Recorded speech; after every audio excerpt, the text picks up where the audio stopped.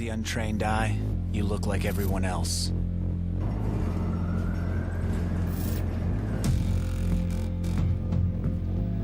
But you have another side.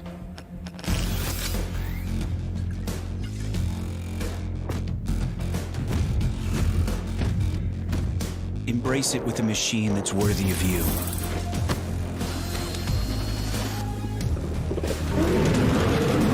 Stylish on the outside, savage on the inside. Legion by Lenovo, powered by Intel Core i7 processors.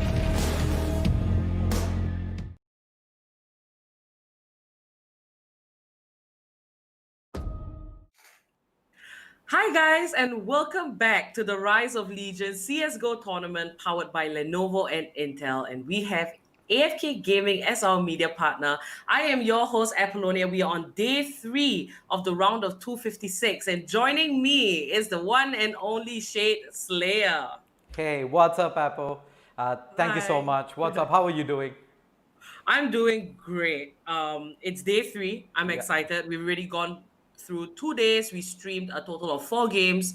And let's just have a quick recap on what went down before we go into the first game for today, which will be not Demo Force. It will be F12 Gaming versus Too Easy Gaming. So yesterday we saw Demos Force and we own all make it through to the round of 128. Yeah. So Pretty much give us an standard. overall view. Yeah. So first 2 days have been a cakewalk for the teams, at least the ones that did make it through. A huge skill difference. It is, of course, the round of 256. So kind of expect some of the games to go that way. In fact, we did get to see a full sweep on both the matches yesterday on stream. Yeah. I was Deimos Force as well as Vion all starting off strong, and they looked a class apart throughout their matches. It was, if I'm not mistaken, we did see Dust 2 and then Inferno were the two Yes. maps yesterday, and both of them, I'd say, were pretty much at a point where their opponents at no point looked like they were going to make a dent in their opponent's plans, and it was more of there being a pretty large skill difference there. Not to discourage the newer teams though. A huge shout out to all of those guys who are registering and coming in, because there is absolutely nothing second to tournament match experience, and getting to play in a huge stage like this, thanks to Lenovo and Intel in the Rise of Legion CSGO tournament, they're going to take a lot away from these matches. It is something else when you play in practice environments and play scrims, but to actually be in a tournament match and make those decisions on the go, it is something that you need to get accustomed to. You need to pick up experience on the go. You need to play in a lot of tournaments like this before you eventually can take a crack at some really good teams. Yeah, it's important to train up, get that team synergy going, communication, understand how you and your teammates play. That's all very important. And talking about team play, there is a piece of advice which you always give teams during their matches, and that is to always make sure that their mental is clear and they have the fight for it. And one way to do that is to use the timeouts in the game. Yeah. Now talk about that, because we saw our first timeout called yesterday, but we haven't seen any of the other teams do it. Yeah, I think it is a case of a couple of scenarios there. One, it's probably the nerves, where you don't really want to do something different. You've come in with the flow and you're just trying to ride along with it, and chances are, if it's not going your way, it's going to blow up very quickly. Second of all, I think it's more of inexperience at that point of time to try and keep that level head, right? When things are going your way, yes, you're able to think clean, you know exactly what you want to do. But when plan A kind of fails, you gotta have that composure to say, hey, things are not going right. Maybe it is time we change things up. Maybe we throw the opponents off their game, change of play style, change of the speed at which the rounds are being played as well, to throw in a curveball. But that is something we haven't seen much in the first 4 games. The matches up today, we finally get to see some huge names in the Indian CSGO scene. You have TUI's Gaming in game 1, and we have the Titans Global Esports going up in the game later today. So their opponents, F12 Gaming for TUI's is the one that's going up first. They're going to have their work cut out coming into this.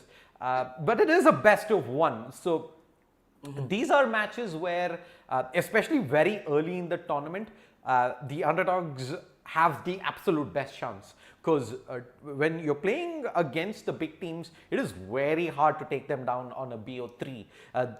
You also then look at depth of map pool, being able to continuously keep revealing new strategies to take away round after round in those BO3s. But in a BO1, you got to do it only a handful number of times and you're already over the finish line. So especially even in the earlier rounds, teams develop momentum as they progress through the tournament. So the earlier rounds is when you can maybe have a small window to catch some of the top teams off guard. Let's see if F12 Gaming have something up their sleeves. All right, 100%. So the first map, like how Shade just explained, it is F12 Gaming versus Too Easy Gaming. The map will be Dust 2. Just like yesterday, the first map, it was Dust 2 as well. And it was Demos Force that won. And they went on a rampage. It was a very actually was a storm. It was 16-0 for Demos Force. They have made it through. And for those of y'all who haven't catched up, so far it is Demos Force and We Own All who has made it through to the round of 128. And the day prior to that, it was Wasted Potential and Raw GG. So if you're going to have any predictions for the upcoming match, you did mention that Too Easy Gaming is pretty well known. They know their stuff and their skill. Yeah. Do you think it's going to be a stomping again? Because we often see it in round of 256. Yeah, that is primarily with teams, of course, that you know, like TUI's Gaming Global Esports. In those earlier rounds, it is going to be relatively easy for them. But like I said, in a best of 1 scenario, chances are there for the underdogs as well to maybe pull a surprise of throw in that curveball, because like I said, it's dependent on economy.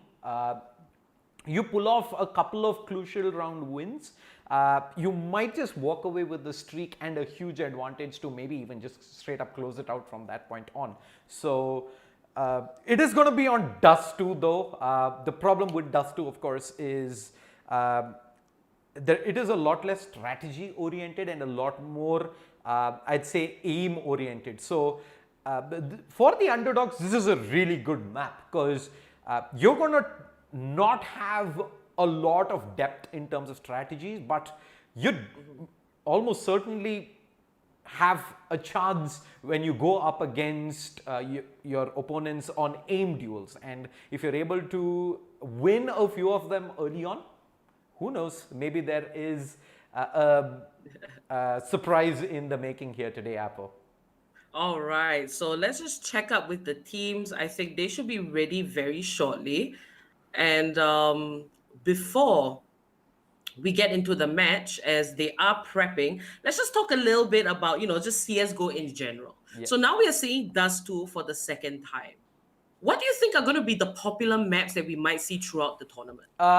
So my top 3 guesses are definitely going to be Dust 2, Inferno, and a mix of Mirage and Overpass. These are the go-to comfortable picks for majority of the teams. Of course, the pro teams, they have a lot more depth in terms of map pool. So then we might just see them explore out of this area. But at least for the round of 256, where we do have a mixture of professional teams, semi-professional teams, and amateur teams. We're gonna get to see a lot of these comfort picks, so to speak. I mean, Dust 2, Inferno, Mirage, these are maps that you play almost on 80% plus of your and PUG games. So it's people already know the kind of standard smokes that you do. They have some variety in terms of different kinds of hits to the sights, different kinds of takes, retakes, and they're going to rely on that, especially in round 1. So I don't expect to see, especially in a match where we have two relatively new teams going out of this small map pool. Right. Okay. I was hoping to see some, a little bit, some different maps like Vertigo or Nuke, but they're not very popular and they might be a little bit tougher, like you mentioned. So the problem, like I said, is the fact that teams don't really get to play much of those maps, even in for that matter. So the amount of experience you've had, especially if you're a newer team, which is already relatively low, it's going to be even lesser in maps like Vertigo. And going in blind up against another team which might have played that a lot more, you're going to start off already with a severe disadvantage, and no team's going to take that gamble in the earlier round or two where you have no clue about your opponents, you don't know what you're going up against, and you're going to be just looking to pick up that easy win and pick up some momentum to take you through the rest of the round. So as we go towards the latter parts, especially during the round of 16, the quarterfinals, we're going to get to the quarterfinals. Of course, it is going to be BO3s from that point on. That is where we will get to see teams move into a lot more variety in terms of map pool and try and put their opponents maybe in not that much of a comfort zone. But until then, especially with the newer teams, I feel we're going to get to see a lot more of our favorite maps. All right. And we did have a viewer question yesterday, and they were asking for tips on how to strengthen your team. How do you practice with your team and get better so that you can compete with the pros in future? I would personally say that it's a lot of grinding. It takes a lot of hours, and you just have to put in the dedication as well as balancing your life. What would your advice be to these up and coming teams in the tournament? So for teams that are who want to get better and get into a semi-pro circuit to start off with, I'd say the best play to start off with is to do the grind the right way. Just putting in a lot of hours and not really have that effort convert is pretty much the case with many players. There is a misconception where they think, hey, the more hours I play, the better I'm going to get at the game. It does apply to a certain extent, but you can be smart and put in a lot lesser, or the hours you put in, you can get a lot more output out of it. And and research is so important to understand and find new ways to play the game, new strategy, and what you can work on with the team. Yeah, and when it comes to Counter-Strike, teamwork is very important, especially when you're doing, on the T side, when you're doing some predetermined executes. It is very reliant on you coordinating with the rest of your teammates without any sort of hassle, and doing a lot of dry runs, what they say, where you don't really have an opponent in the server. You're just doing the execute again and again to ensure that you get your smokes right, you get your mollies right, your nades are right, you're looking at the right angles. Getting that nailed to perfection is going to improve your chances of pulling that off successfully in a tournament round. And yes, it is not a lot of fun doing that, but it converts into a much bigger result when you do eventually play a tournament than just straight up playing match after match as practice. So yeah, there's a lot of techniques that you can revisit. CSGO is a game where you're constantly learning, right? Every single this is a game that's been around. Counter-Strike Global Offensive alone has been around for I think 8 years, and Counter-Strike as a game has been around for more than 12, 30. I think almost close to 20 years now, if I'm not mistaken, from 1.6. But taking that into account, and some of these maps that you're seeing, yes, they have gone through evolution where there have been changes to the map, but mostly they have been all the same. But even today, you see a lot of new strategies coming out. This is primarily through the hard grind that players put in to innovate. They still find new smokes, they still find new utility, they still find new executes to do, and having new tricks up your sleeve which your opponents are not aware of is what will separate you when you do get to play with the big guys. So I'd say never stop learning, keep trying out new things, put a lot of effort into that. Yes, aim is very important, practicing with your team is very important, but that practice need not be match practice alone. It is a lot of techniques out there for newer teams to try out. All right. So, guys, we are just having a little bit of a chat before we go into the map. We are waiting on the teams. Do you have a status update, Shade? Yeah, we have 9 out of 10 players in the server right now. I believe we are waiting on one more player from 2E's Gaming to get in, and we should be starting things off on Dust to the round of 256 for the Rise of Legions CSGO tournament powered by Lenovo and Intel. All right. So, guys, don't worry. We will start very soon. We are waiting on the teams, and we'll be here with the game very, very, very shortly. So, just have a little bit of patience. We're all good. And do you have any notes or any pointers, anything you want the viewers to look out for in the upcoming match, F12 versus 2EZ? I mean, there is only 2 ways I see this. One, you're going to enjoy the favorite team put on a show. If not, you're going to see F12 Gaming come out guns blazing. This is the beauty of matches where you have a well-established team or an organization going up against an unknown entity. The unknown entity has got nothing to lose, and if it is a team that is not been on the radar, especially in the semi-pro circuit, chances are 2E's Gaming has no idea how these guys are going to play. And there are even the newer teams, right?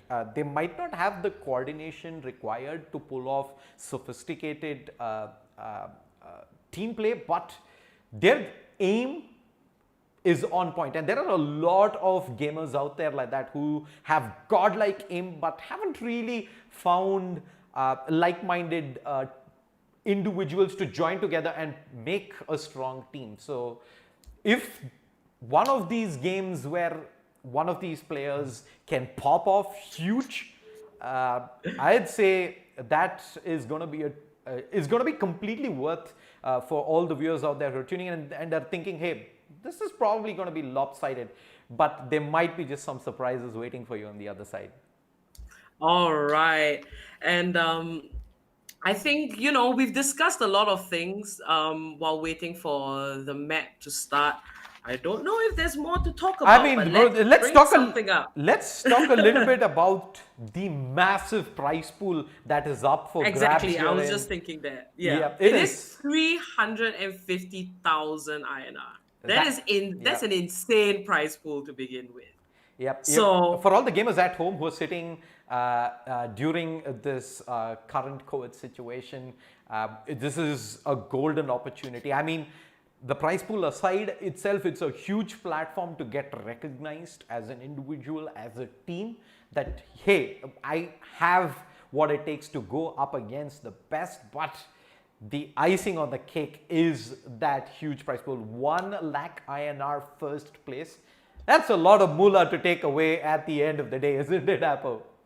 That's a lot. Oh my goodness. And it's good because these tournaments serve as an opportunity for up and coming teams. If you're looking to go pro, it's these tournaments that you can join to put yourself on the map to get your name out there and for everyone to see you guys in action. And also yesterday there was some questions on a viewer asked, will we be streaming all the matches? Unfortunately, we can't because right now it's the round of 256.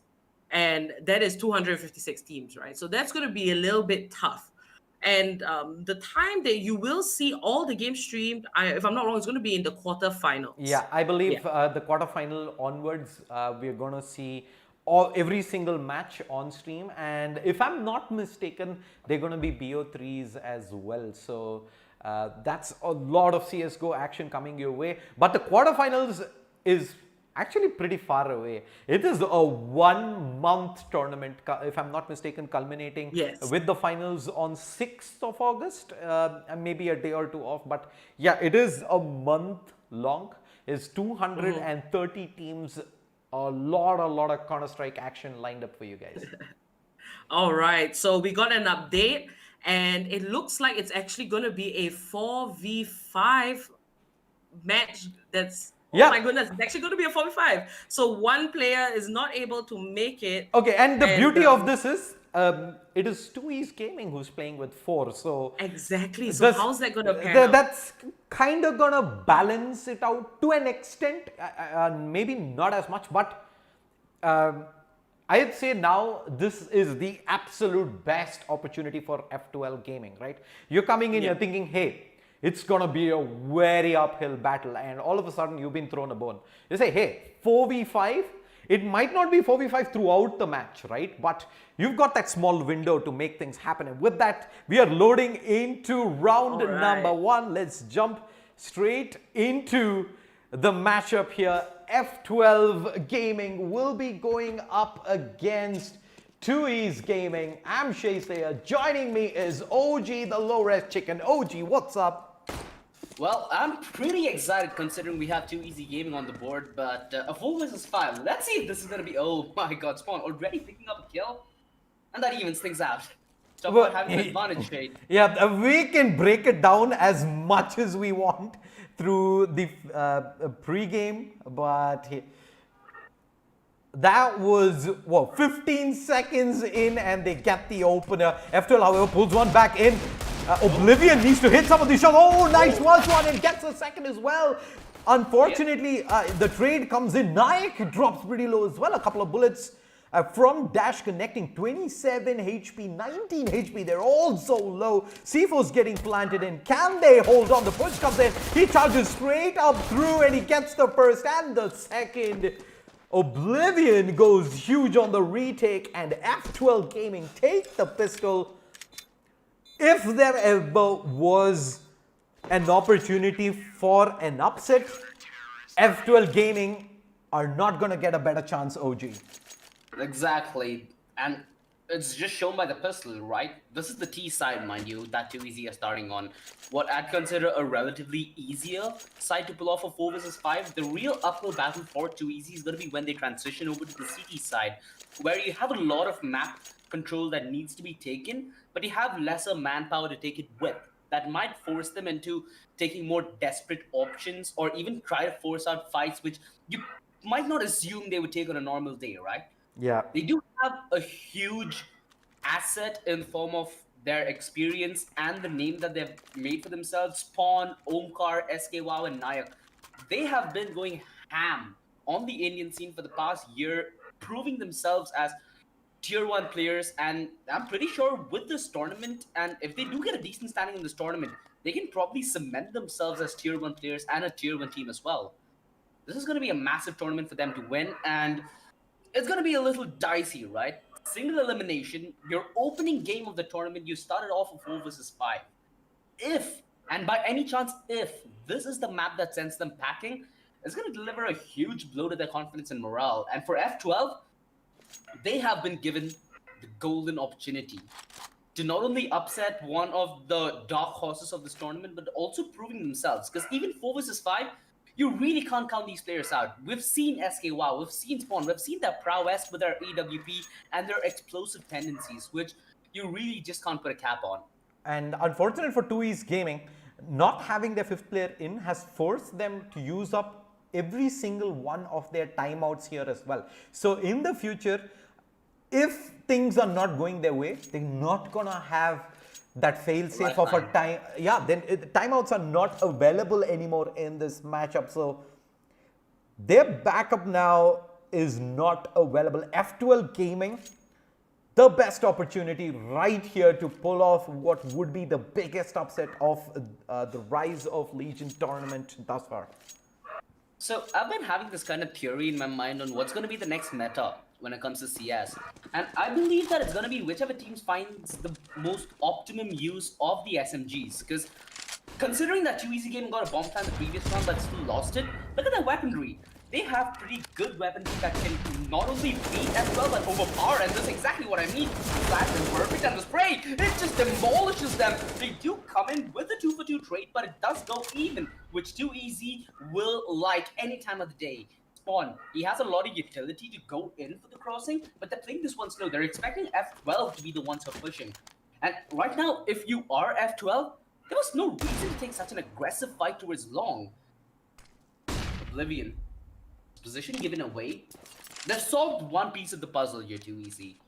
They have an inkling as to what F12 are trying to pull off. They have a decent bit of utility to at least shut the initial segment of this down. They potentially could get on a post plant and play with the timer thereafter. The splash is good, Cream. Smoked off, but there's a small gap and he takes the shot. Knight down 11 HP. It's all going to be on Spawn to not only carry this run for his team, but also to provide cover for Knight. The nade! The nade! No. Ooh, just misses the mark. But this is very important utility because it clears the site and allows Dream to go in the wide swing. No! The miss. It costs him. And this might be what breaks the Camel's back. Because Oblivion only has a Deagle and Spawn's playing from so far away. In fact, Nike is coming all the way around the world towards a short Spawn. Tapping away. Tap, tap, tap. But Oblivion has a kit. What? Ninja! You just hate to see it, don't you? Oh my lord, F12 Gaming pulled a fast one there over 2EZ Gaming.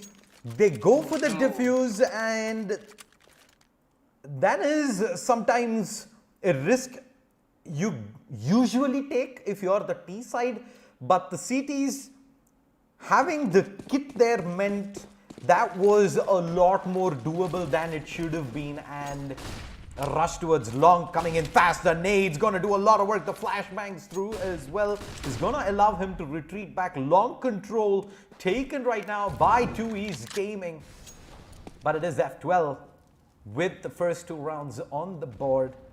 They're off to a fast start here, OG. Can they keep this going? Well, you better hope, because the previous round might have just been dumb luck. F12, they've tried to contest towards long this time around, but they haven't gained any control whatsoever. In fact, they have barely any control all across the map. 2EZ Gaming, they are trying to just sandwich in this A-side defense, and the rush towards long. It's all going to be on Mass6 to hold the line, but he's only going to be good for the first. Titan and Naya finding a kill each, and this is just this complete carnage towards the A-bomb side, all on to Oblivion.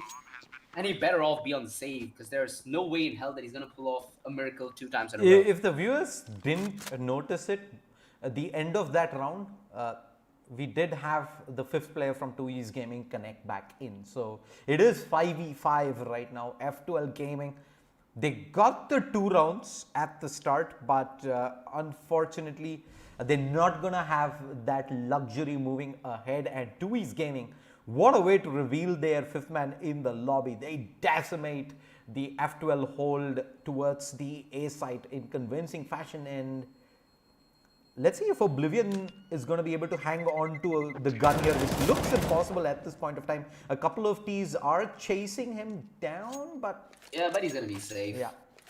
I guess the only advantage that F12 has right now is that 2EZ Gaming have no timeouts left whatsoever. So if they manage to pull off another ninja, if they manage to get these one-off rounds that manage to put a tilt on the enemy's head, that's going to be a lot of value. Even if it's just 1 round, the more you get 2EZ on edge is the closer you push them off the edge and potentially pull off this upset. And having pretty much only the 1 rifle up and kicking at the end of that second round win for F12 means that they're going to have to go back on an eco here. Just the saved rifle towards the B side, and that might just get pulled into action here as the push comes in from 2E's Gaming. Flash goes through, he's alone on the side, he gets a spot but can't convert, can't even find the first kill in, and that should pretty much be curtains on this retake. They don't really have too much invested in, so they might just try and see if they get a couple of exits here, but 2E's Gaming all but set to level things up on the scorecard. Exactly. Too easy. Should be able to get these final two frags without any questions asked. All the rifles saved. This is going to give Too Easy a massive bump in terms of their economy. And F12, their economy looks to be down the drains. They need an eco for another round so that they can fully invest the next. In this kind of situation, what at C teams do is, if you're not able to contest long as powerfully, you'd rather just give up long control, have a man watch passive through sight, take two men towards short, have a man towards mid, and try to play off the presence towards mid. Get the buy system in action, try to bait and switch. But it seems like they are interested in contest with long, the nades. They actually missed their mask. SK, wow, quite back trying to take these fights, but he's simply flabbergasted the amount of people at his face spawn. Tagged desperately low, makes his retreat. Titan is kind of far away. He could have taken that opportunity and tried to find an opening towards B, but that's a risk he's not willing to take. They're going to regroup. Spawn might be low on HP. With that Molotov being used, he could potentially use himself as bait and set up Titan for the 1 versus 2. There's a lot of utility here, so I don't think Oblivion is going to be given as much margin for error when he's going to be on the wide swing. But it looks like Too Easy want to slow things down. They know that F12 are the ones who are a little with the itchy trigger figure and a little bit of happy feet. They want to see if they can try to catch them off by surprise and even this to a 2 versus 2. Despite not coming out on top of that duel, they did have a load. Nice. The time was the key, but Titan. Yeah, a little bit of overcommitment from Dream. Should have just laid back passive after that first kill. Now he's given a chance to Titan. Oblivion hiding behind Xbox, but he's going to be able to find the frag with ease. Titan just confused the days as to where he was. 3-2, F12. This is the round I'm talking about, by the way, Shade. These are the kind of rounds where if you manage to pull it off, they might be a little bit of problem for Too Easy Gaming. If things are not running cohesively, it's bound to generate a little bit of heat, and that's exactly what F12 need to be throwing at them. A little bit of heat, a little bit of that random gameplay that Too Easy might not expect. Oh, that's something that you'd expect Spawn to hit, and he hit it as well, through the door, that is. Taking Dream down at 23 HP. The only problem with being so low with an op is you could get the kills. HP might not be that big of a factor, but given how much importance that Too Easy give to their utility usage, it's going to be very hard for you to find those openings. The push through short, F12 looking to vary up their aggression, but Too Easy, they've taken a completely different route. They know exactly what's up. A huge kill towards mid. That opens up the B side for business. And look at F12, they're scrambling to respond. They're so split up. There's barely any refrag potential. Nayak through the smoke, he manages to catch ME6 off guard. Too Easy, they have a lot of opportunity to capitalize on the flash to perfection dash. Just dash out of thin air. It's gonna be quite the onslaught towards the A side as it's all left on Atlantics. First swing wide, Spawn far too aware. Oblivion all alone in 1 versus 5. The spray down, if successful, could have done it, but Too Easy Gaming. They might have started off with 4 versus 5, but they're right back in the game 3-3 with the equalizer. Perfect usage of utility there. They spot that early aggression coming in from F12. They push through the mid to B area. They get the pick off, fall back, ensure that they have enough utility, get the flash out on the CT holding from short. They had pretty much a lot of avenues they could pursue at that point of time, and the player at A there was just too much of an ask from him at the end. A 1v4 push down, but Nayak? He gets the open towards MA6. The sad part is nobody in F12 really is prioritizing getting refrags. They're all just relying on luck when it comes to engagements that they're the ones who are going to win it out. But in actuality, you do need the support. You do need some man to even refrag in case situations with K-Wire, Oblivion. He came up massive on the B side with the Deagle, and he's trying to replicate success, but Titan's going to cut him short. Down on 3 versus 3, courtesy of Dream, he's found 2 massive kills that keeps his team in this round. He hears the rotation towards mid. He knows exactly what's up. Dream baiting the shot, trying to go for the repeat. The wallbang doesn't connect, but it actually happens in reverse. Nayak, he's down to 50 HP. Dream only needed to land a single bullet there, but that's a little too far to expect. Dash alone in a 1 versus 3. And he better off just finds a kill and lets go of the Deagle because he can completely invest in the next round. Right now, their main priority should be to derail 2EZ Gaming's economy and not allow it to grow out of control. And F12, they just about kept their 5th player in. Looked like it was time for them to call a timeout as well. Yeah, the Uno reverse card might just play a huge role here. But look at the buy though. They're just gonna force buy into this one. They've got decent bit of utility, but the firepower behind it's a couple of Famas's, a scout on Dream.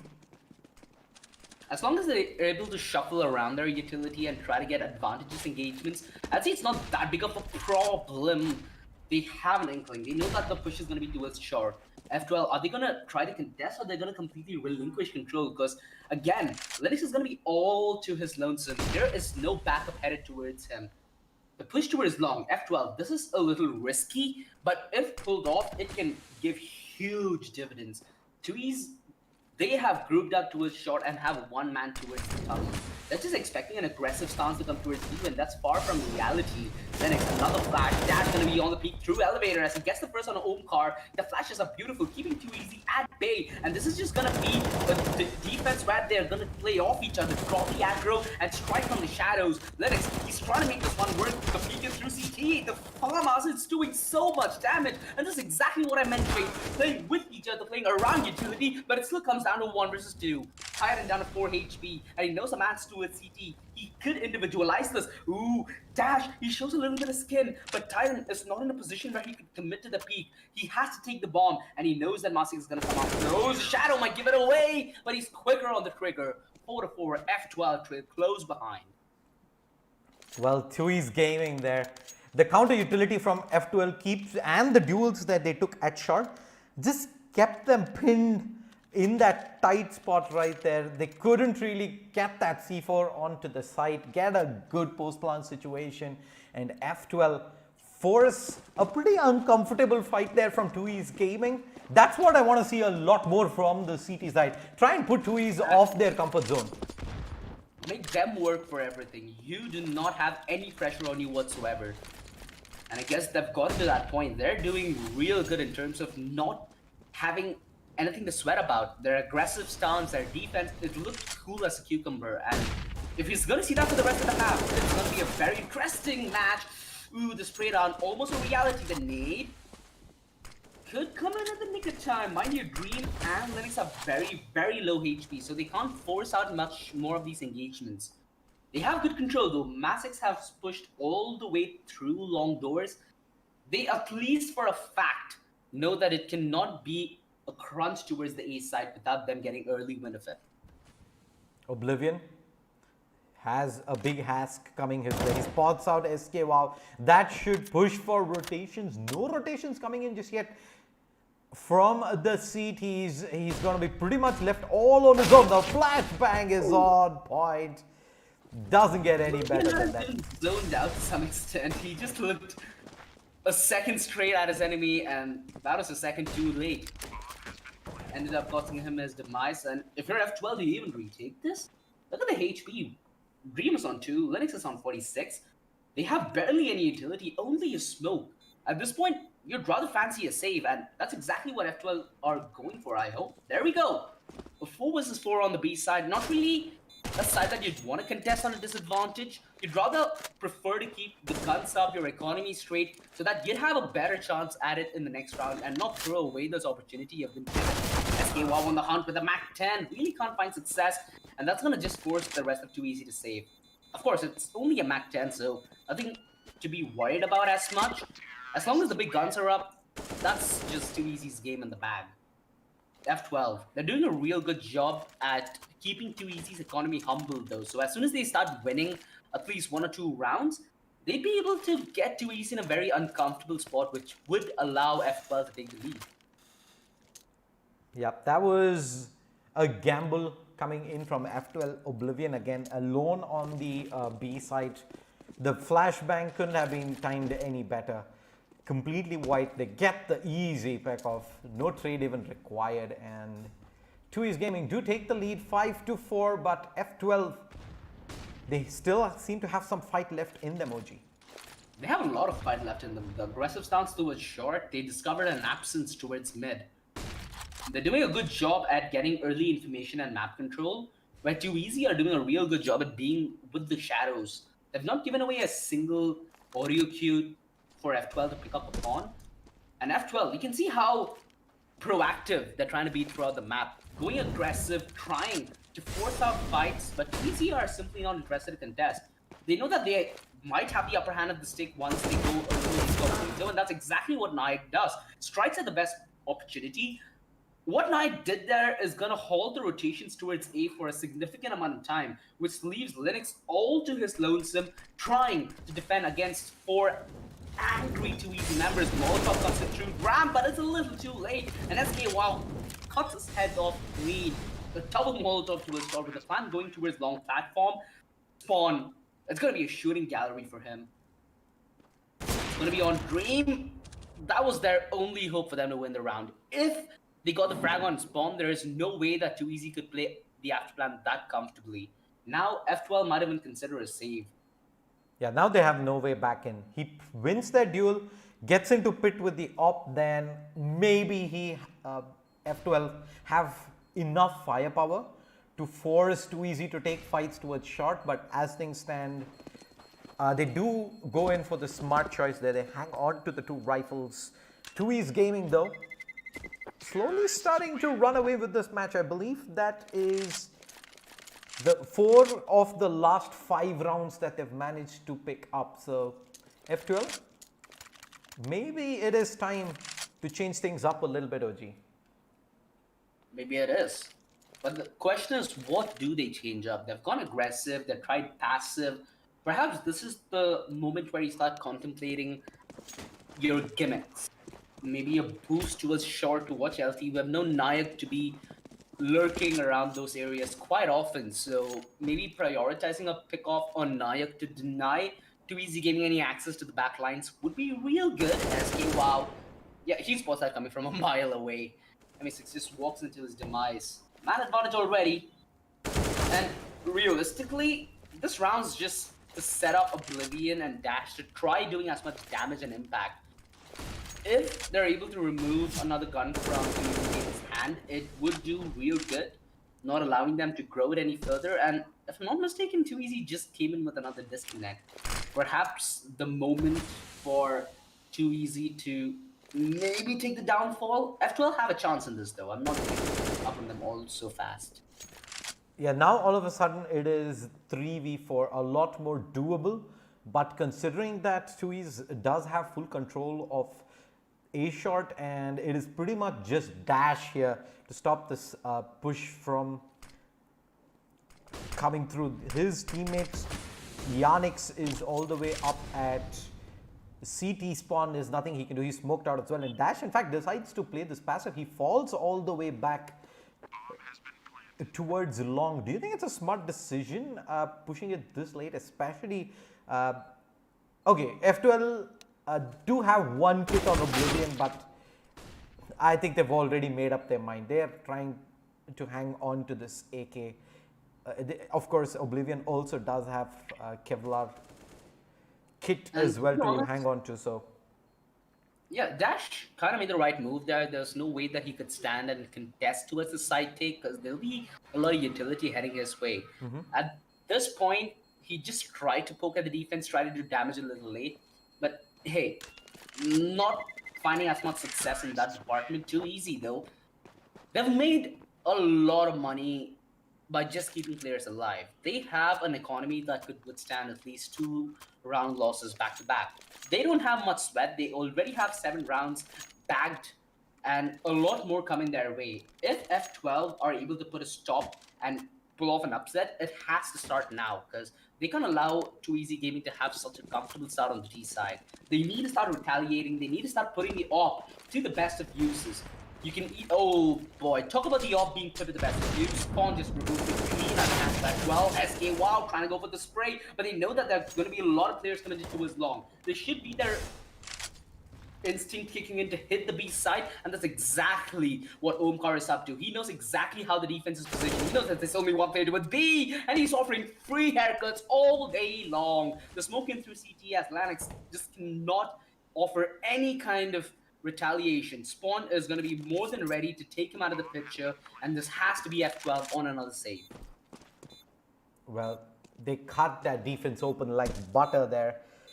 The one solo player towards B, he had no chances whatsoever. I believe that was Oblivion there. Did not expect that push coming in that fast from mid, and 2E's Gaming.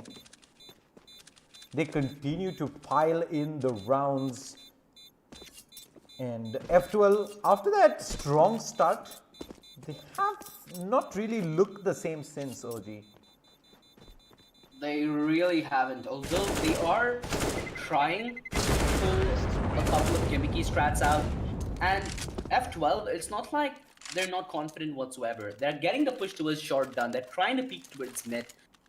It's just that once you are a little more readable, 2Easy Gaming tend to have a very hard punish. They have operas like Spawn and SK Wow who can cut out aggression by the millimeter, and with their utility being on point, it's a little hard for F12 to go aggressive. I say this is the moment where you try changing up your game. Try to play a more passive style. I really love that setup towards Ace side again, where they poked in with them drawing aggro with each other and the flashbangs in perfection. Tied in the smoke and through CT. This might bait them out for the peak, but the B side's already down and for the taking. 2Easy. They're just living up to their name and making it look as such. Question is, Yannick, does he want to take the gamble? Doesn't seem like it. SKWow finds Dash, dashing into short. Nayak. Yep, a comfortable spray. 9-4. 2Easy Gaming looking to send F12 out the door. And the buy. It'll be decent. F12 could go for perhaps a double op setup, a decent bit of utility complementing the setup as well. But right now, I'd say perhaps try something in the lines of, again, an A-shot boost would be really good because 2Easy have the tendency to take control towards tunnels. I'd say if you take that A-shot boost and get that initial kill, it would be a real big asset for you, because not only will you have a sort of advantage in that situation, you know exactly where 2Easy Gaming are headed. Right now, 2Easy are playing a very reactive style of CS, where they get information and they work on the back of that information. It's either entries coming in for days in the front lines, or when they find a stack towards the A side, they're like, Nayak, that's all yours, buddy. Get to the B side, get the kills. And that's exactly what Nayak does. And 2E's have been smart time and again of sniffing that A-long push from the CTs. As I say that, the commentator's curse couldn't have come at a worse time for 2E's. Well, I guess a commentator's curse is kind of a blessing for F12. This is the kill that they've been vying to get for the past few rounds on end. They've not been granted that opening kill just yet.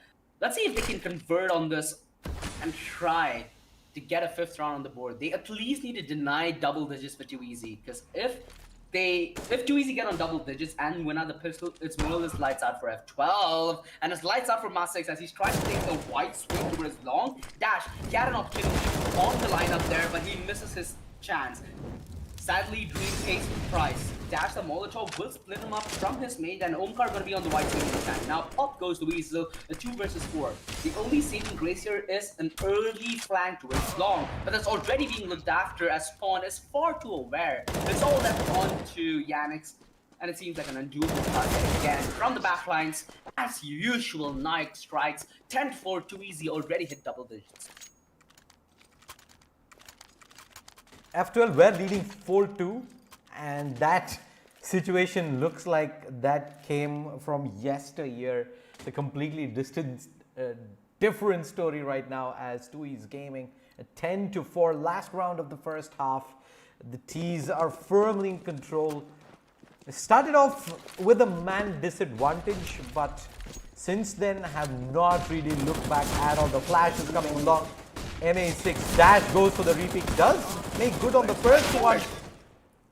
It gets 2 kills there between dash and that was gonna be the big one. Yannick's. The fight towards long was a little messy though from F12. There should have been an instant repeat from MA6. Sadly, both the players die, and that means 2Easy Gaming have a free route towards the A side. Green, he's again on the flank towards, it's actually Oblivion, who's on the flank towards T-Spawn. This will allow 2Easy to get a comfortable post plan thereafter. I don't think F12 will have a better chance to win this if they let the timer tick lower and lower, because that's when 2Easy start applying the pressure, and damn does it hurt. Oblivion. Gonna be coming in through long spawns already. He's going to take care of this. Again, this is fundamental CS. That's exactly what he's seeing 2Easy do. 11-4. You know, considering that we've been having a couple of dominant games for the past few days, this is actually a refreshing one. Even though the scoreline doesn't suggest that it's close, there were multiple occasions where F12 actually came close to getting some of these rounds in their bag, and it possibly could have even been a scoreline of near 87 or 96, with obviously 2Easy taking the lead. Yeah, the scoreline doesn't really tell the full story, does it? It was F12 who a round or two won. I think we might have actually bugged out. I might have to reconnect back into this scorecard. It's like, nope, you're gonna have to see this throughout. So I'm just gonna, let me just quickly reconnect back. It don't go anywhere. To the untrained eye, you look like everyone else.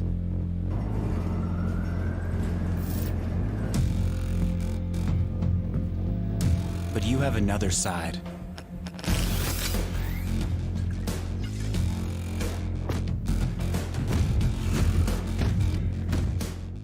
All right, we're back in it as the pistol round.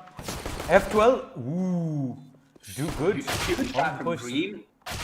Yeah, could have gotten the second, but SK was a little fast. Same, far too precise.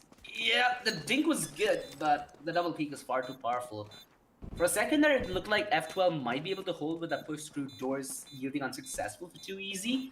Luckily, they had SK coming into the flank towards tunnels that essentially sandwiched the entire defense that F12 did post towards B side. 2Easy take the pistol around 12-4, and they want to end this with a convincing scoreline as well. Again, this is their debut match in this tournament, so they want to come out guns blazing. They want to look like a threat. They want to be the team that people need to not only look out for, but also prep, because it's been far too long that we've been yielding that underdog story when it comes to 2Easy. These players have the caliber to take it nationwide, and soon they might. Let's hope that they will have more of a consistent showing along these lines in this entire tournament. I mean, in a brutal format like this, consistency is everything. You gotta have to come in time and again, ensure that you don't slip up on the crucial rounds. And SK the timing, the push is gonna get to. That's the push done right then and there. Titan cleans up, the pistols are out, and that is gonna leave Dream alone with the cleanup.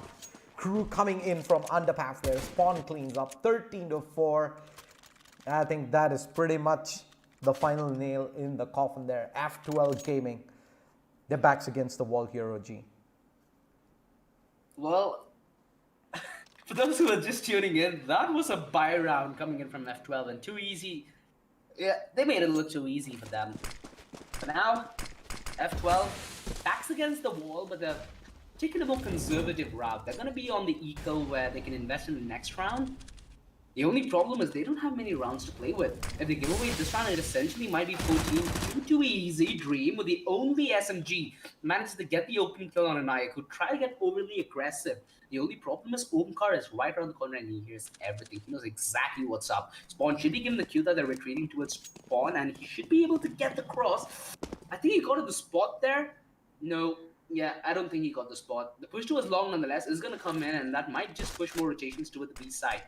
1 minute 15 on the clock with deep smoke. Titan could just lay pretty and comfortable towards Plateau while the rest of his team comes in from the back lines, and it already is in motion. SK, wow, tagged up, trying to be on the retreat. He's down to 50 HP, but he's buying such a beautiful bait. And now the forced commitment, Titan all the way back in Plateau, just shooting at the range. It's a mowdown. Spawn with a P to 50 out of all weapons. Cleans house, and it's 14-4. F12. They've ecoed for this round. This is their one chance to get back in it. Are they going to go big, or are they going to go home early is the question. Right now, considering what we've been seeing and what we are going to see, a double op set from Too Easy, it looks like it's going to be the latter. Well, F12 there, the thinking behind it was on point. Ooh. Damn, this is what they needed. This is exactly how you need to open such rounds. Although SK Huawei is relentless in his pursuit for kills. Titan chiming in from upper tunnels, and this is just a collapse towards the B side. Luckily, Yanix finds the kill. He knows that there have been players aggressing both through B and mid, which means there should be a clear sail presence towards A long. No resistance offered so far, but here comes the fireworks. Too Easy, ready to bring out the big guns. Knife on the peak, easy shot. Yanix did not know what hit him. A 2 versus 3 with SKY being so low. This might still be a doable prospect, but as the time takes lower and lower, so are the chances for F12 to get this one in the bag. They still have over a minute though to work with, so they can pretty much slow things down here for a moment, try and see if they can maybe get a pick off on one of the 2E's players on transition, but 2E's, they're comfortable where they are right now. They have control back of the A side, and Nike hits that shot. It is pretty much game, set, and match, but maybe a small window here, a small opportunity presented back over, but Dream needs to make this happen with the scout. Yeah, he needs to be clinical because he has no margin for error. Nayak, that's exactly when a peak. SK Wow should catch Oblivion off guard, which he does. 15-4. Too Easy on map and match point, ladies and gentlemen, as it seems like F12. It might just be the fuel running out of the tractor, and now they need to start a heavy pushing, which it looks hard. It is hard, and probably not even doable. Let's see if F12 could pull this off, though. My bets are no, but the double op setup is still up from Too Easy. There's any indication 11 consecutive rounds to try and force OT. That is an uphill task if I've ever seen one. Right now, we're going to see CTs coming in with a little bit of aggression towards short, that they have full control, and the T up at spawn gets plucked out. Nayak, he senses blood right now. He's going in. Blood in the water, and the shot takes it all. Nayak. Well, with that, Oblivion does pull it back. He gets a couple of frags, but time is of the essence here as they start pushing in.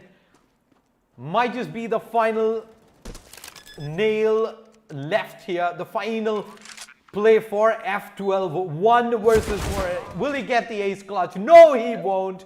In comes the retake.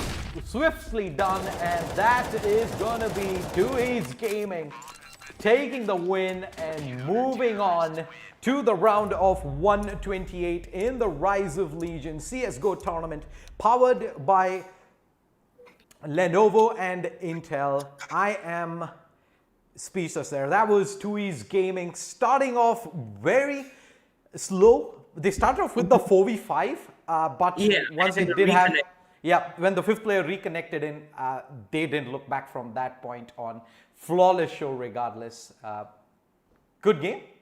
Yeah, 4-16. The F12, they only managed to take 4 rounds, but That's what is to be expected of Too Easy. When I spectated that match, I was looking at the names, and I saw that some of the players have actually played in Valorant as well. So it's pretty cool now they're back in CSGO, must be their home ground, and Too Easy Gaming just completely wrecked.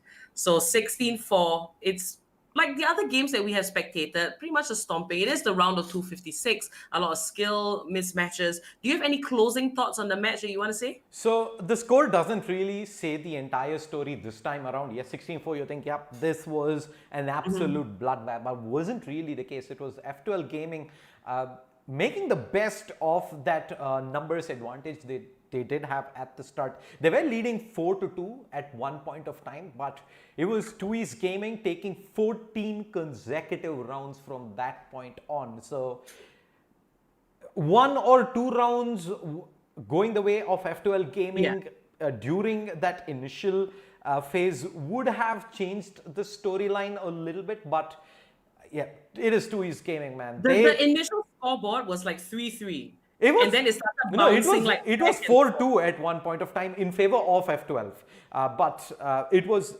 14 consecutive rounds going the way of Too Easy Gaming, and that was primarily behind the confidence that they started to that we saw come through.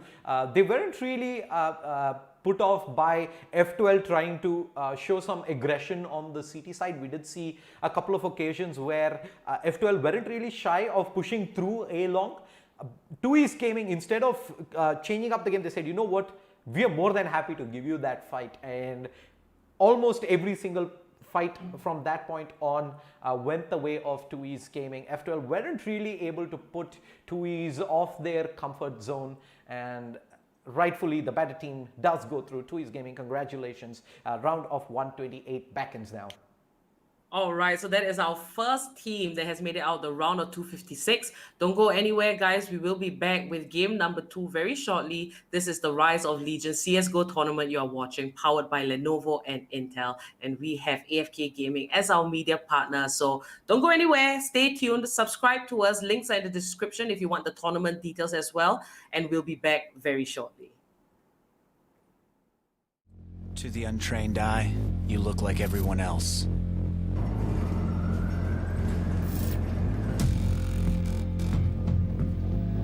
But you have another side.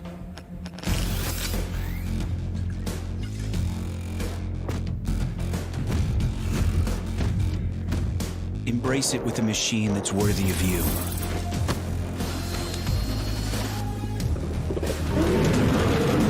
Stylish on the outside, savage on the inside. Legion by Lenovo, powered by Intel Core i7 processors.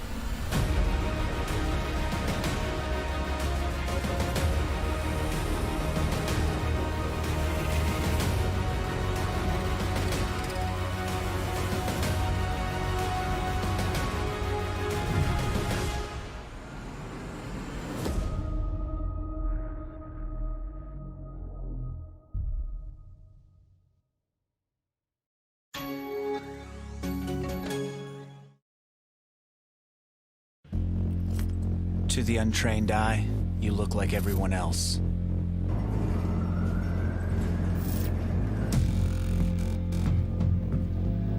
But you have another side.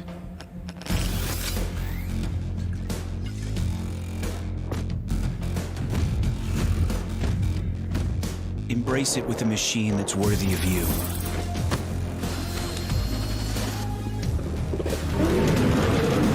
Stylish on the outside, savage on the inside. Legion by Lenovo, powered by Intel Core i7 processors.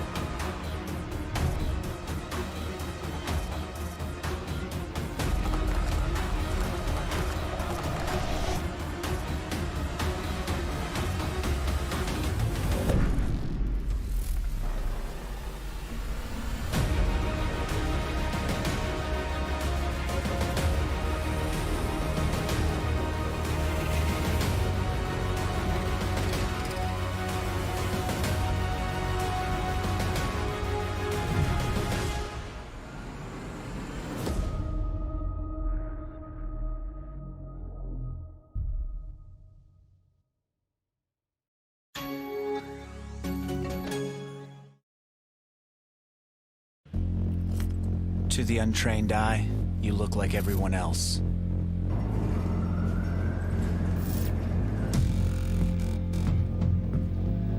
But you have another side.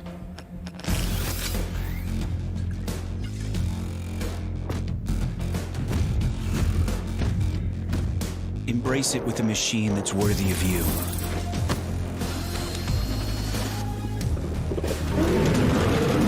Stylish on the outside, savage on the inside. Legion by Lenovo, powered by Intel Core i7 processors.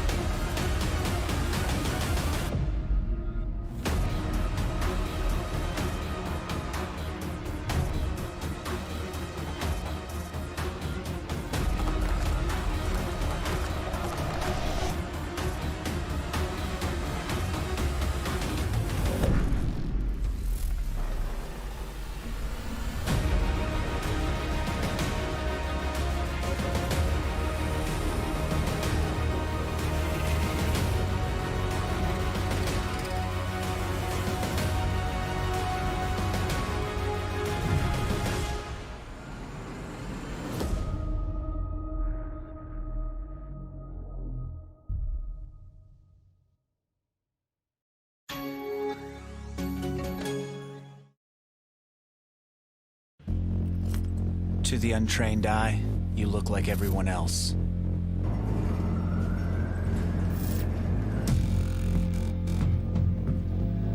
But you have another side.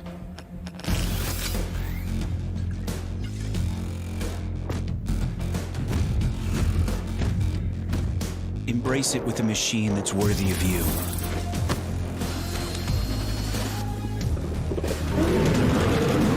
Stylish on the outside, savage on the inside.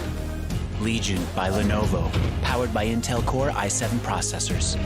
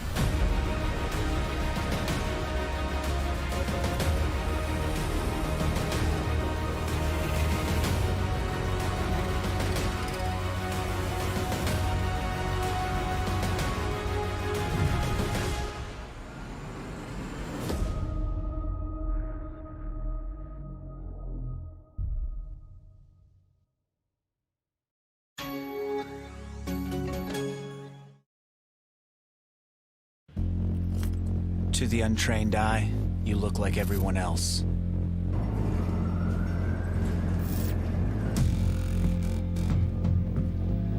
But you have another side.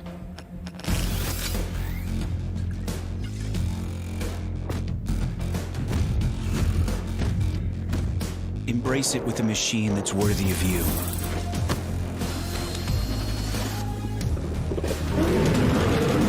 Stylish on the outside, savage on the inside. Legion by Lenovo, powered by Intel Core i7 processors.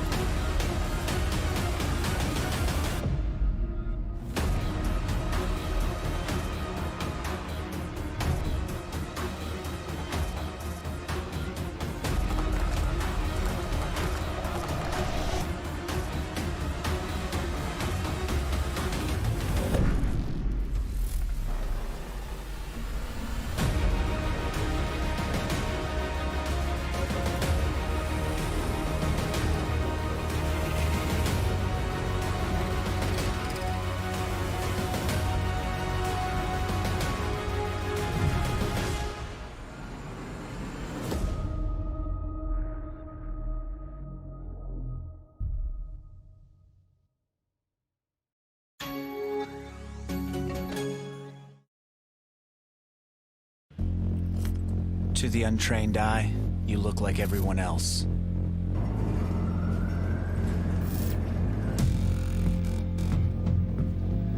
But you have another side.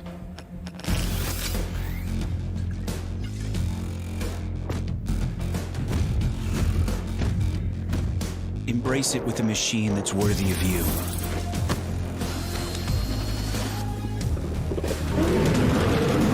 Stylish on the outside, savage on the inside. Legion by Lenovo, powered by Intel Core i7 processors.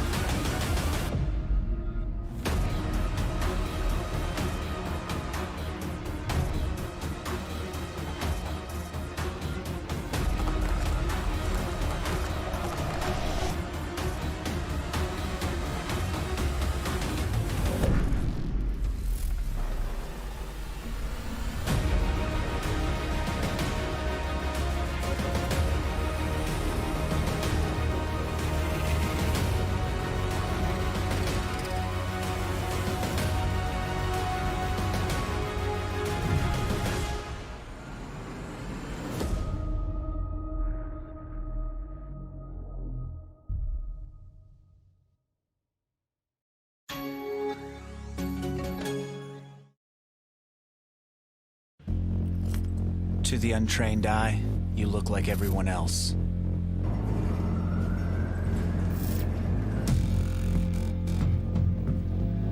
But you have another side.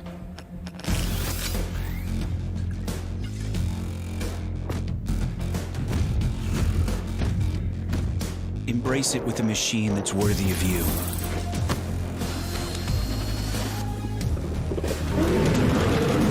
Stylish on the outside, savage on the inside. Legion by Lenovo, powered by Intel Core i7 processors.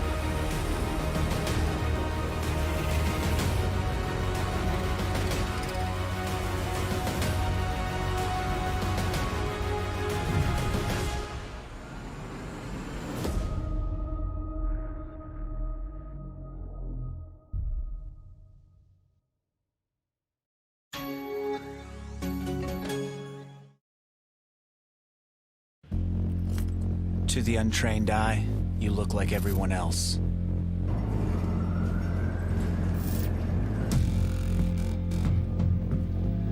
But you have another side.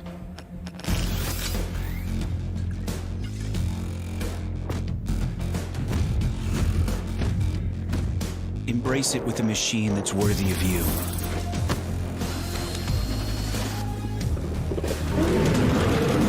Stylish on the outside, savage on the inside. Legion by Lenovo, powered by Intel Core i7 processors.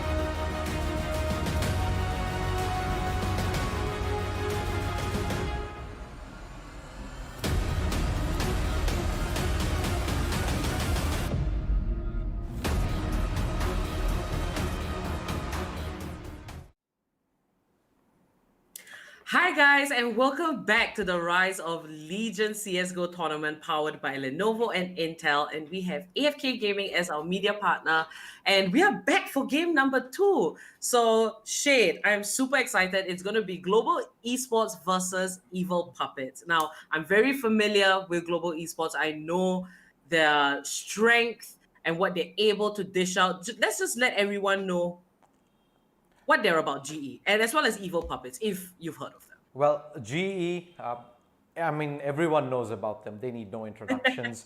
One of the strongest teams in the Indian competitive CSGO scene. They have a star-studded roster. They did lose, I believe, a couple of players recently, but it is still a powerhouse. We have the man himself, Deathmaker, probably the best aimer in the country right now. Is going to be in the server. Of course, one of the most I'd say experienced captains in the scene as well. Hell Ranger is going to be leading GE's charge through the Rise of Legion CSGO tournament this time around. Round of 256. They start their journey here today. Evil Puppets, I have no idea who these guys are, but I do know for a fact there's a freight train heading their way. All right, and Evil Puppets. Let's see how they're gonna fare against GE. Like you mentioned, Deathmaker is part of the squad, and I believe one of the newer members is a guy named Lightning Fast. So it'll be cool to catch a glimpse of him with his team and see what it's all about. Yeah, I And believe we are actually ready to jump into the match. So perfect. yeah, That's great. Yeah, let's jump straight into the action. We have Evil Puppets, I believe, unfortunately, are gonna have to make do with a player disadvantage right now, and that is just gonna get even worse as Hellfighter just pushes through Kitchen, picks up to the two-man advantage. Abhishek says, joining me is OG. OG, what's up, man? Well, I'll tell you what's up. Global Esports just feeling it. They have no problem whatsoever. It's like a field day. And you're expecting this, right? Global Esports are one of the teams who are favored to take this entire tournament, but we've seen it throughout the entirety of this year where they've been favored to win multiple tournaments, but they've only placed second. This is their chance, Shade. This is their chance to get 2020 back on the road. Yes, it might be a grim year for most, but Global Esports can turn their streak around, and with this tournament, with this being one of the biggest tournaments for CS right now in the country, there's going to be a pretty darn good testament to their standings, and especially to the name on these rosters, right? Definitely Caramel, Hellranger, Hellfighter. These are pretty experienced players in the Indian scene, and you know why. They're showing us why, in fact. Just a clean mow down of the B-Rush that Evil Puppets did try to force in. Well, Evil Puppets, they better have more strats up their sleeve if they're looking to take fast rounds. GE, they're going to be able to stop that in its tracks all day, all night. It was, of course, an anti-eco. The buy comes in, but playing with the numbers disadvantage up against one of the best teams in India, it's, I'd say, almost borderline impossible to pull off what Evil Puppets are trying to here, OG. Exactly. Considering that Evil Puppets are underdogs, they can just relax, not have much of a stress when it comes to the outcome of this game. But you certainly would hope that the one chance you get to go against such a mammoth of a team, you'd have a real good showing, and that's exactly what's happening. Evil Puppets, they read Global Esports like a book. They know that Global Esports are confident, but they're relying on them to be overconfident, which is exactly what bites Global Esports by the sun don't shine. Hellfighter, all the way back through B shots, possibly towards Van, knows that the scene's going to be towards B, and now with the bomb confirmed, the rotation could be as well, which is Caramel towards Kitchen. Hellfighter, he buys the perfect bait, and Caramel, he's left undiscovered. Now is the time where he strikes. He knows that there could be a long rotate coming in from Hentai, and he's watching towards that exact position. Hellfighter gets taken down from bench, though. Two players attack. This is possible for Caramel to pull out with the scout, going in for the re-peek. Very, very scary stuff coming in from Gandhi. He needs to be a little more passive, and Caramel, lands the shot. If he gets the second one, this is doable. Luckily, Gandhi shuts it all down. 2-1, Evil Puppets. They put us back on the brink of destruction. Ariana there wins out what looked pretty precarious for Evil Puppets. Caramel almost getting in the flow there with that scout, but it is their first round on the board. Not only that, there's more reason for celebration on the T side, as they do have their final player joining back in as well. It's 5v5 round on the board. Evil Puppets. I love the movement coming in from Lightning Fast. Just that casual B-hop. That's something that I like to see in a lot of players, you know. Talking about the top tier scene, people like Forrest, Fallen, a couple of renowned and veteran players. Seeing Evil Puppets come in with this buy, it's more than doable, right? Global Esports have two FAMASs, very low on utility. If Evil Puppets need to win this half out, it needs to be on the back of this round to get them that early momentum and the early edge on Global Esports, potentially throwing them off edge as well. Caramel, he needs to rely on the accuracy of Hellfire. If Hellfire goes down here, it might be huge trouble. Sweet, what a peak. Hellfire gets completely demolished, and this might just lead to Evil Puppets committing towards the A side. They have 4 men lying in wait, and the defense is spread so thin. Deathmaker, he's the first, and he's just lying in behind that smoke, waiting to pick up the AK. It makes a little bit of noise. Blackie not spam through the smoke, and Caramel coming in with you 2 massive kills, dropping the bomb. Deathmaker to finish off the job. It's all left on a Sweet. Where you thought Evil Puppets might steal this round away with the man advantage, these will steal right back and take it a mile apart as well. Deathmaker going on an absolute spree alongside Caramel, locking down the ace side. Looked a little dicey there for GE, but Evil Puppets decide to pretty much push the smoke with no information, no hit coming in from connector either, and that was pretty much easy pickings there for Deathmaker, especially once he had backup come in from stairs. Global Esports, third round on the board. The T's call a timeout. They do have 5 players in, so I'm guessing this is to maybe re-strategize their hit, because, okay, there we go. One of the players did disconnect backup, but props there to Evil Puppets. If they had played it fast that round, especially towards mid, where they did have a couple of players waiting for a very long time, GE were ready for that. They had one player aggressive up towards high mid, and a push would have pretty much resulted in a slaughter, but instead, Evil Puppets are able to sniff that out, but unfortunately, there was not much of sophistication in that A hit to throw GE off their game.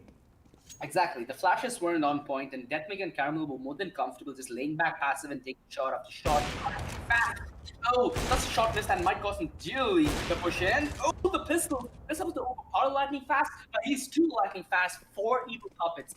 2 men left on the board, and this is already starting to look pretty grim. The Molotov and Lightning Fast one push in the back of the Deathmaker coming in from the fast lines, and this more or less should be round secured. Hellfire ended up going down, but Deathmaker swinging a bunch in the last kill. 4-1, Global Esports, a comfortable start, and with Evil Puppets' economy being decently in place, they could reinvest. But the only problem is, where's that 5th man? That's something that they might wait on, and that might be a little bit left for Global Esports, and this might just be the lead going in there with massive. Well, I am pretty worried for Evil Puppets at the moment. They didn't get off to the best of starts. The numbers are not on their side as well, and it looks like they're just going to go ahead for another fast B hit here. Again, down goes the Molotov. Smokes down as well. Lightning Fast with the AWP. Needs to hit some clutch shots here. He plucks one off the sky. Almost lands a second, but there are already players swarming it in his direction. Nice flick, and he's able to burn one to a crisp. Their final cleanup again. Caramel. That was Lightning Fast rather. With, what was that, a 3K there at the end? Yeah. The backstab came in pretty fast as well from the apartments, and Evil Puppets, despite getting their smokes down, couldn't really do much with that big green beginning to sing on the B side there, OG. Now the big green might need to start singing on Evil Puppet's side, as we've seen Sweet Devil pick up one, but he needs to be on the early peak. He needs to nullify this man advantage that Global Esports are gifted. And they're going aggressive. What's Caramel doing? You don't see this from an opera, and he's going balls out with this. The flash is perfect, but he misses the shot. He's loud, whipping them close in up quarter.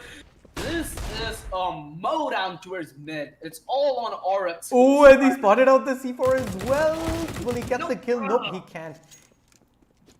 Assumed it might be a choke, but Deathmaker ends up doing the bottom of it. Hellranger, not a man known for his hopping, but he certainly could put it to use. 6-1. Evil Puppets, they just get ripped apart like a puppet, and there's not much of a show left after that, is there?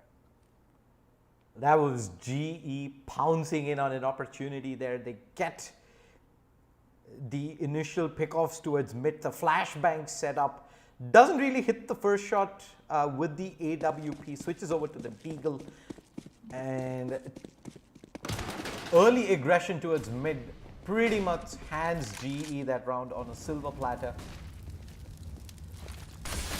Evil Puppets now, I think they've put some brakes on the aggression. They no longer seem like they're all too keen to take early fights, but that's not stopping Deathmaker. He's going to continue pushing through T-spawn, and he gets a free haircut. Nasty. Beautiful shot with the scout. And this is something that Evil Puppets have been expecting, right? Deathmaker has been playing very, very aggressive for the past few rounds. He's bound to get punished at some point. Luckily, Evil Puppets find the right pressure point at the right time. Hellfighter was expecting there to be a clear. He expected Evil Puppets to anticipate a global esports rotation towards B, but that's not the case. Evil Puppets are just more than comfortable, laying back passive, sitting and chilling out towards spawn, because they're short on utility, right?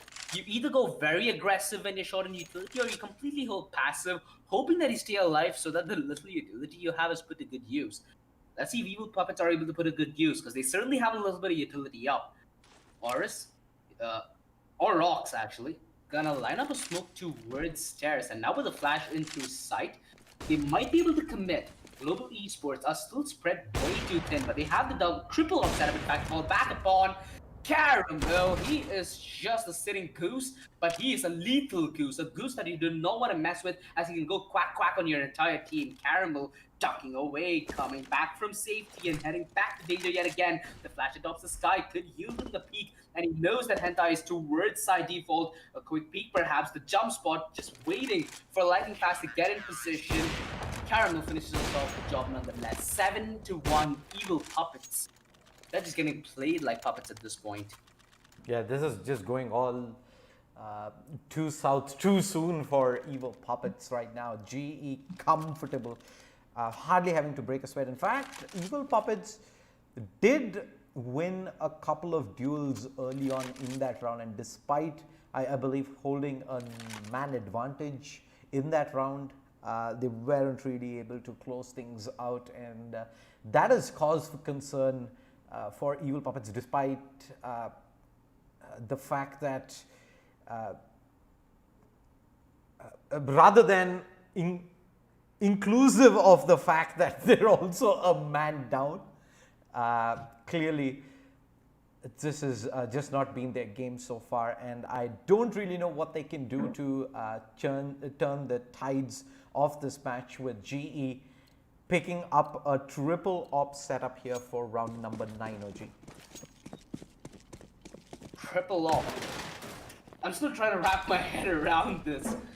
Evil Puppets are a man down, a little bit of leverage for Global Esports, and that is taking complete advantage. Evil Puppets, on the other hand, they're laying back completely passive, yet they lose the fights. This is something that cannot really happen, because if this happens, that means you're clearly getting outdealed, which means that regardless what strat you pull out, it's gonna be of no avail. Just a casual push as Global Esports clean house, and I'm not really sure if it's internet or rage DC, but I hope Evil Puppets are doing fine, because they really need every single ounce of the luck they have left in their magic bottom to get them through this hurdle. Yeah, Caramel, oh, they almost end up lining up there for Sweet Devil. In comes the flashbang. Caramel holds. I think he's just gonna pull out a quick one. Yeah, it's gonna be a classic Caramel peak. Might just be. Again, C4 is in control right now. It's with Hellranger. He knows Right now, Sweet Devil's got no way out of this. He's going to have to take this duel at some point of time, and he's going to have to hit a pretty nasty shot. Caramel uses the opportunity there to get aggressive as GE continue to march on back onto the triple ops setup. Finally, a pause taken from Evil Puppets as their second member disconnect will finally make them rethink their approach. What do you think that Evil Puppets need to do differently here, Shade? I feel if Evil Puppets just win out their aim deals while being passive, it would help them a lot because Global Esports can't help but go aggressive. Deathmaker and Hellranger have been on this aggressive stance from since round one, and it's pretty easy to punish aggression like this by holding an unexpected off angle and just getting the jump, getting the man advantage, and playing off that man advantage. Right now, Evil Puppets are getting pretty much pushed into a corner. GE knows for a fact they have the numbers advantage from the get-go. So they're pretty much pressuring Evil Puppets at their base itself. At spawn, they don't let them push out. GE unrelenting aggression through B apartments, through mid, even through A slope for that matter. So I think first things first, Evil Puppets, they need to maybe take some of those early duels, force a few frags off those over-aggressive GE cities, and then once they do have the numbers advantage, maybe look at a game plan. But as of now, without the numbers itself in the first place, GE is just going to steamroll through to the round of 128. And you know, speaking from personal experience, where last year I was able to play in, I think, one of the tournaments against Global Esports, just as a fun tournament with me and a couple of friends who just bug on a regular basis. It's hard being a team of 5 people who might not really practice as much or have the best of practice. Going up against a well-oiled machine like Global Esports, it's a very, very strenuous task because with every decision you make, it tends to bite you in the back, and it's very demoralizing after you lose a couple of rounds. So kudos to Evil Puppets to keep the perseverance up, to keep trying, and to actually face off against Global Esports. Some players might have that thought in the back of their head like, dude, why are these guys still playing? They're gonna lose anyway, you know, just call it quits. But these guys are fighting till the very end, and that's very commendable. And that's and for a new team that is looking to go up in, maybe even pursue esports, this is a match that an opportunity rather that everyone dreams of, right? You want to go up against the best. You want to see what it is like, where you stand right now as an individual and as a team going up against one of the top teams in the country. It's not an opportunity that comes by every single day. And for the newer teams, platforms like the Rise of Legion, CSGO tournament are an amazing place to get those opportunities. And unfortunately here for Evil Puppets, they've had a few technical issues on a couple of players, and they haven't really been able to give it their all. But it is still an opportunity nonetheless. Maybe they get their 5th in and make the most of the remainder of this match.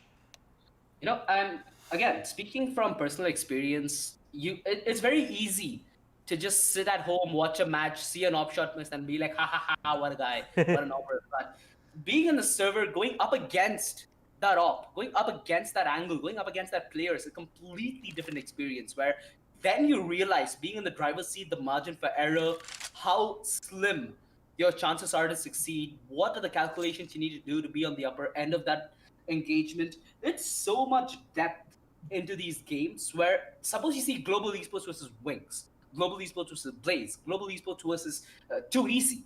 You see a couple of shots missed, you see a couple of things going wrong, you'll be like, why are they doing that, dude? But here's the beauty of CS. It's MR15. You get to play until the enemy hits 16, which is a lot of rounds.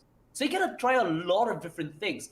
Yeah, something might work, something might not, but That's the beauty of CS, right? What works in one match doesn't necessarily have to work in the other. What doesn't work in one match doesn't necessarily have to be completely flopped and failed and done over. You can make things work just out of your ingenuity and calling it at that moment. I guess Evil Puppets need that one moment, right, where they're able to break this global esports momentum and their confidence and make sure that global esports respect the territory that Evil Puppets have in their bag. But the only way I see that happening right now is either group up or have a buddy system to cut out the aggression posed by both Deathmaker and Hell Ranger. Yeah, at least for now, considering that they are playing 4 strong, I think the best opportunity they have is to buddy up and try and punish the aggression from GE. Those are the kind of shots that you eventually have to hit, else this is exactly what is going to happen.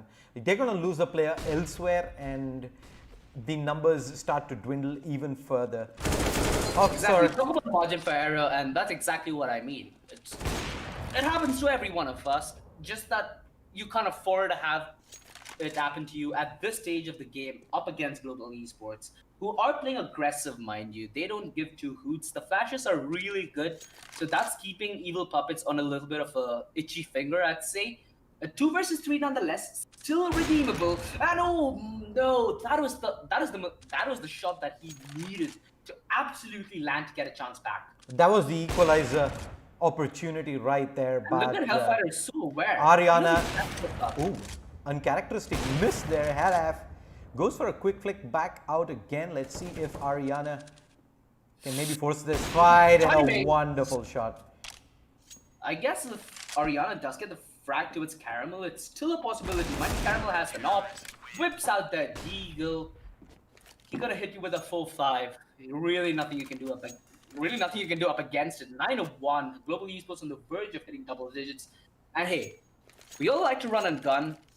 The MP9 is the golden weapon for it, and who else but on Deathmaker's hands?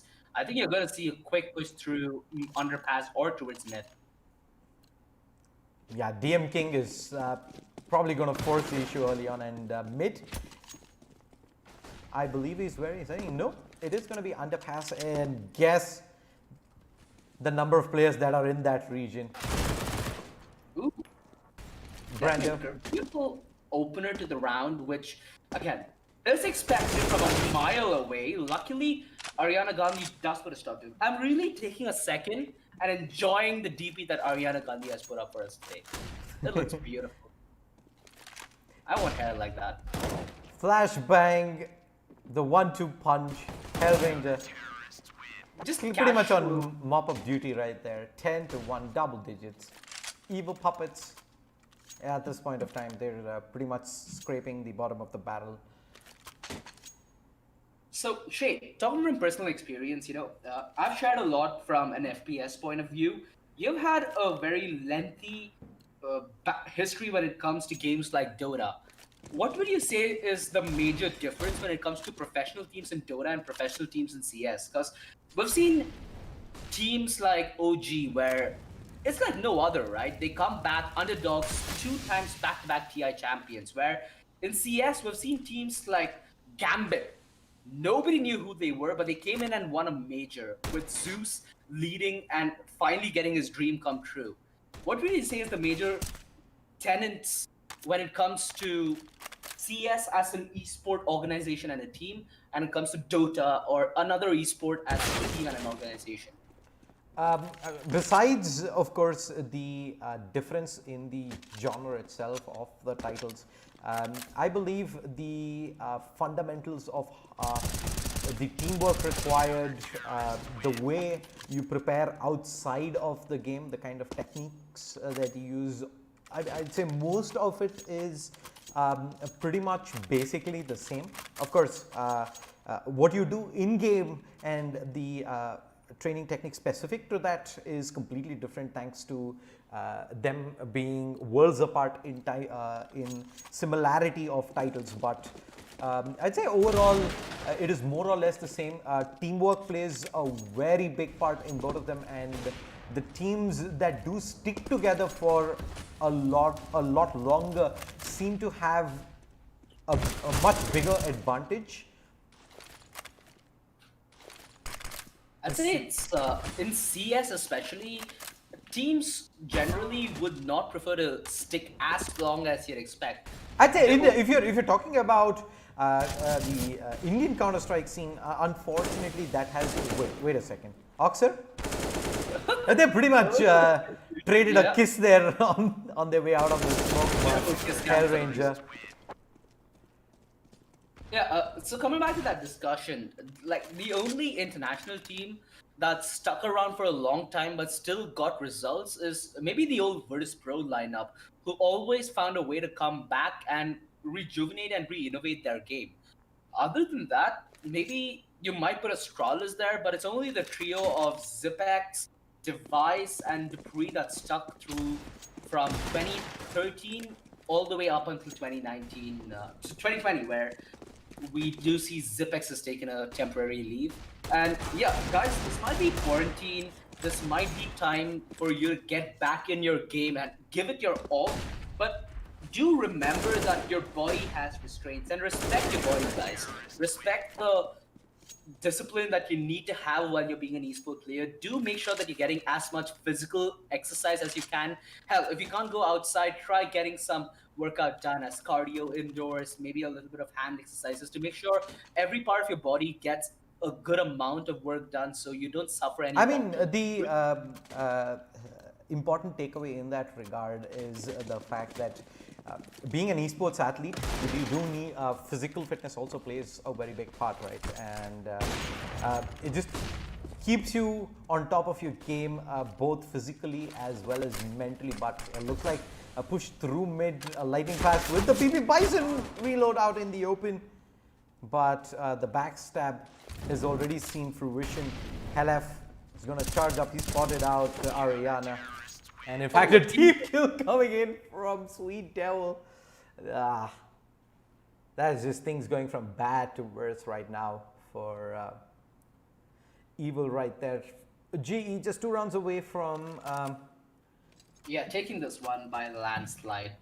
And to be honest, this has to be expected, right? Global esports, yeah, didn't really see them have much of a struggle up until they reached the quarterfinals. I feel like for global esports, the actual tournament starts when they hit the quarters and the semis. That's where things will really start to get heated up for them, and that's why they'll have the challenge, right? But that's why they've been having that curse as well, where they've always been coming in second place, sometimes even the unfortunate circumstance of being knocked out at third or fourth.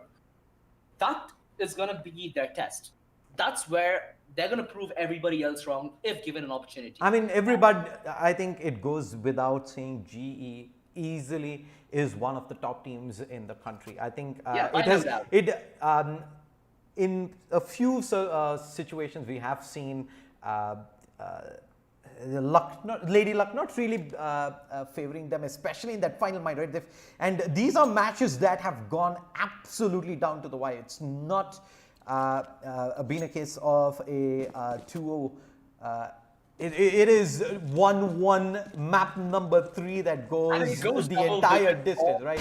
So at that point of time, it pretty much comes down to a couple of duels, a couple of rounds here and there, but lightning fast. Yeah, talk about being lightning fast. Yeah, his man lives up to his name. No jokes whatsoever. 15-1. Map a match point. GE all but set to close things out here. They pick up the pistol as well. The force buy should come in from evilpuppets.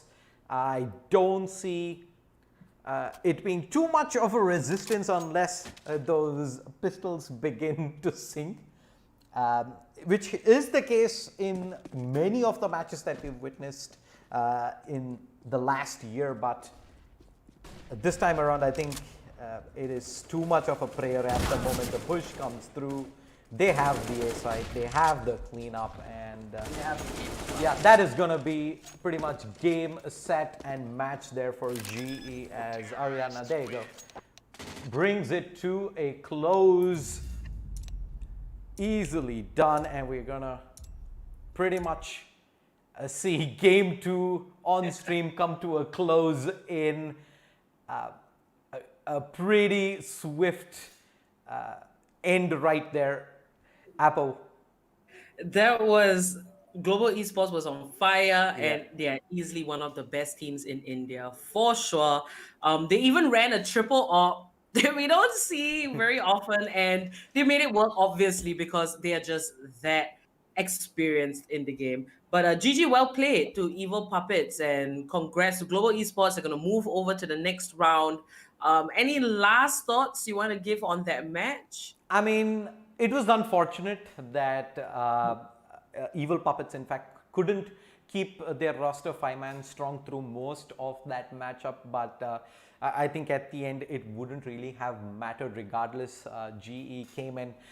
They didn't even have to put in pretty much go into maybe even third or fourth gear. They were pretty much in cruise control all the way through, just chilling their way through. Like you said, triple op setup. They were just having fun. Deathmaker running around, getting kills. We even saw Hellranger pick up the op in a few rounds, gets a few frags in, get the juices flowing. Pretty easily dispatch of Evil Puppets in the first round, and round of 128. Here comes GE. All right, so that brings us to the conclusion of today. We just witnessed Global Esports and Too Easy Gaming make it out of the round of 256 and into round of 128. Now, that's all for today that we have. We will be back tomorrow with more streams. So do subscribe to this channel, click the bell icon, and you get notifications on when we go live. Now, this is the Rise of Legion CSGO tournament powered by Lenovo and Intel, and AFK Gaming is our media partner. Until tomorrow, take care of yourself, like how OG explained how to take care of your body when you're indoors during quarantine. I got to do that myself. And me and Shade, as well as OG, will see you guys tomorrow. Take care. To the untrained eye, you look like everyone else.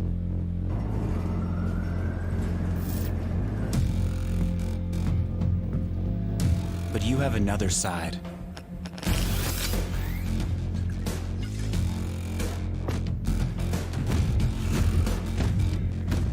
Embrace it with a machine that's worthy of you.